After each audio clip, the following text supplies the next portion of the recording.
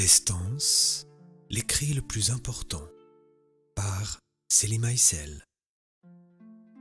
Les stances contiennent non seulement le deuxième aspect du travail, c'est-à-dire le comportement extérieur, mais également tout l'enseignement théorique et pratique. En fait, elles contiennent tout. Je disais récemment à un petit groupe qui se réunit pour travailler les stances que parmi tous les écrits, le seul qui durerait est le chant de l'éternité. Tous les autres écrits dureront 50, 100, peut-être 200 ans. Les stances, elles, vivront 1000 ans. Quelqu'un m'a dit récemment, lorsque je l'ai lu pour la première fois, je me suis dit, voilà un écrit qui est vieux de 1000 ans déjà. En tout cas, c'est l'écrit le plus important. Et du point de vue de la psychoanthropologie, on peut considérer que les stances est le premier écrit du 3e millénaire, d'un nouvel âge qui a ses racines dans l'ancien. Beaucoup d'attitudes nobles sont décrites dans les stances, et lorsque vous lisez les stances ou les chantez, vous voyez que chacune d'elles est une pratique. Elles ont toutes une première signification extérieure et une signification tout à fait intérieure. Pour comprendre les stances, l'être humain doit recevoir une information particulière. Il est ainsi fait qu'il ne peut rien comprendre par lui-même. Ayant reçu cette information, il peut la vérifier. Et quand il l'a vérifiée, alors seulement il peut la comprendre. Certains se demandent pourquoi nous chantons l'enseignement.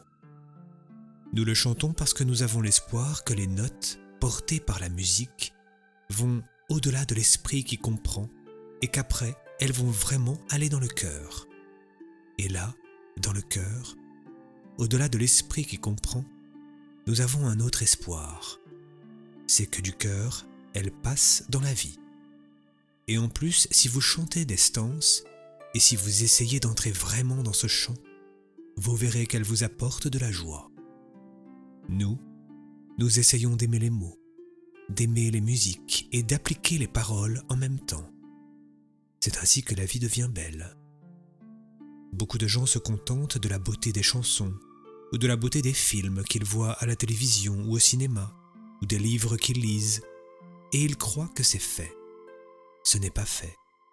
Ce n'est pas aimer les grandes idées qui importent, c'est les vivre, et votre vie devient grande, elle devient belle. Sinon, vous n'appliquez pas les belles et grandes idées. Votre vie reste ce qu'elle est, c'est-à-dire pas grand-chose. Arrivez-vous à saisir la différence ?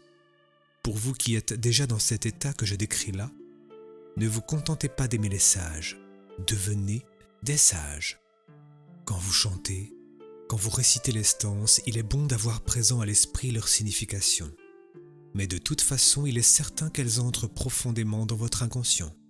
Elles y travaillent, elles transforment votre mental, vos émotions, et on peut l'espérer avec le temps votre pratique physique.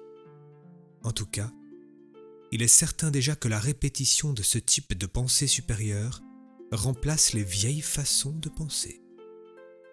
La vieille programmation ordinaire liée à toutes les formes de conditionnement est remplacée par un programme plus spirituel.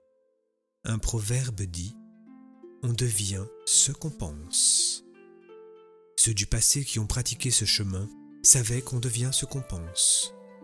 Le fait de penser un mantra, une stance, qui tous parlent soit d'une activité divine, soit d'une qualité supérieure.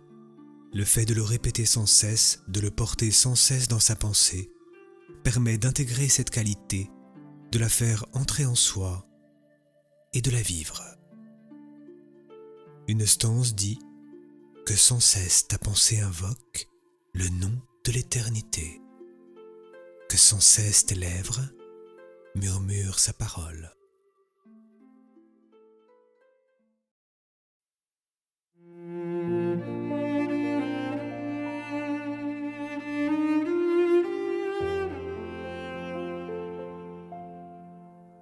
Ô fille de la terre, je veux t'enseigner à comprendre mon enseignement.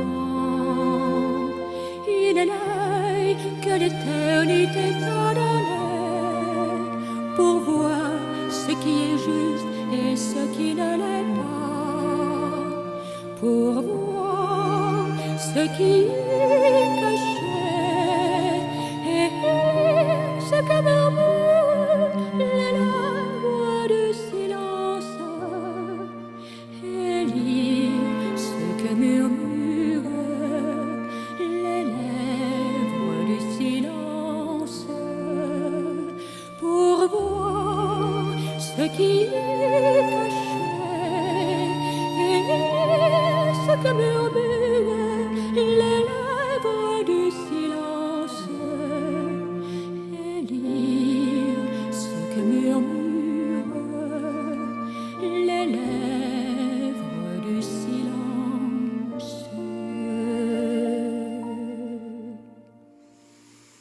Ô fille de la terre, je veux t'enseigner à comprendre mon enseignement. Il est l'œil que l'éternité t'a donné pour voir ce qui est juste et ce qui ne l'est pas, pour voir ce qui est caché et ce que murmurent les lèvres du silence et lire ce que murmurent les lèvres du silence, pour voir ce qui est caché et lire ce que murmurent les lèvres du silence et lire ce que murmurent les lèvres du silence. Ô fille de la terre, je veux t'enseigner à comprendre mon enseignement. Il est l'œil que l'éternité t'a donné pour voir ce qui est juste et ce qui ne l'est pas, pour voir ce qui est caché et ce que murmure